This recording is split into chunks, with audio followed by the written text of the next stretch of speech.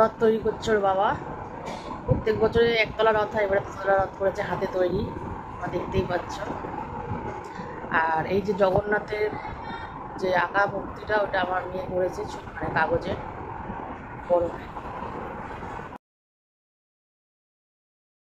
তো নমস্কার বন্ধুরা, আজকের ব্লগে তোমাদের স্বাগত। অনেকদিন যাওয়াতে ব্লগগুলো কন্টিনিউ করা যাচ্ছে না। আর এটা দেখতে পাচ্ছ তো, এটা হচ্ছে আমাদের এখন আষাঢ় মাস চলছে, জানো তোমার রথযাত্রা। আর তোমাদের কিছু ক্লিপ দিলাম যেগুলো তোমার ওর বাবা মানে অদ্ভির বাবা কিন্তু হাতেই রথ বানা। এটা আমার মেয়েদের, কারণ আমার মেয়ে আজকে 12 বছর হতে গেল, এখনো ওর বাবা পর্যন্ত কোনোদিন রথ কিনে দেয়, নিজের হাতে বানিয়ে দিয়েছে।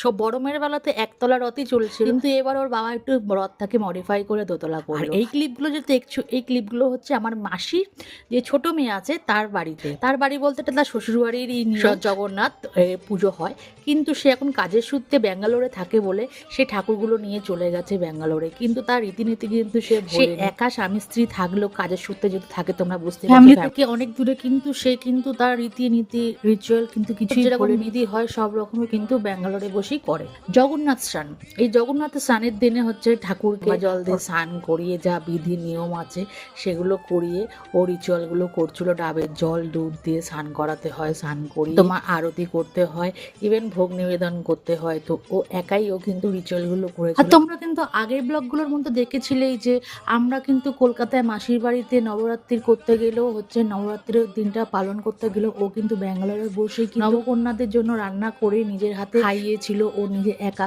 আর হ্যাঁ, এই দিনগুলোর এই বিশেষ করে এই পুজো, আমরা তো বাঙালি, বিশেষ করে এই পুজোর দিনে আমরা সব বোনেরা মিলে মিস করি, কারণ ও আসলে এনভায়রনমেন্টটা চেঞ্জ হয়ে যায়, তাই জন্য আমরা খুব ওদের মিস করছি। 2 বছর নাগাদ হয়ে গেল যে আমাদের ভিন রাজ্যে রয়েছে কাজের সূত্রে, কিন্তু তার জন্য আমাদের কন্টাক্টে তো রয়েছে। আর তোমরা জানো, যখন কলকাতায় ছিল না ওদের বাড়িতে আমরা সবাই যেতাম, গিয়ে রথ টানতাম। ওই মুহূর্তটাই আলাদা ছিল। যদিও বা আমার খুব একটা সুযোগ হয়, আমার মেয়েরা যেত, কিন্তু আমার মেয়েরা এসে যখন গল্প করতো না, সত্যি খুব ভালো লাগতো। তো বিয়ের পরপরই সে চলে গিয়েছিল রাজ্যে কাজে, ট্রান্সফারেবল জব যেহেতু সে চলে গিয়েছিল, সেই জন্য ও আর এই বাড়িতে আর জগন্নাথ উৎসবটা করতে পারে না। কিন্তু কারণ কাজের সূত্রে খুব একটা ছুটিতে বাড়িতে আসতে পারে না, সেই জন্যই ও ঠাকুরগুলো নিয়ে চলে গিয়েছিল।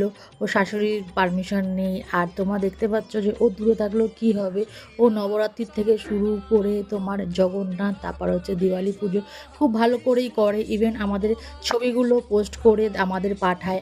আর আমার না ওর খুব যে জগন্নাথের যে ড্রেসগুলো আছে না, আমার না খুব পছন্দ হয়েছে।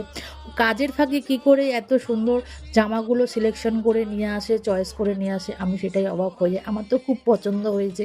ইভেন আমি ওকে বলেছি যে ও যখন এবারে আসবে ব্যাঙ্গালোর থেকে, যাতে আমার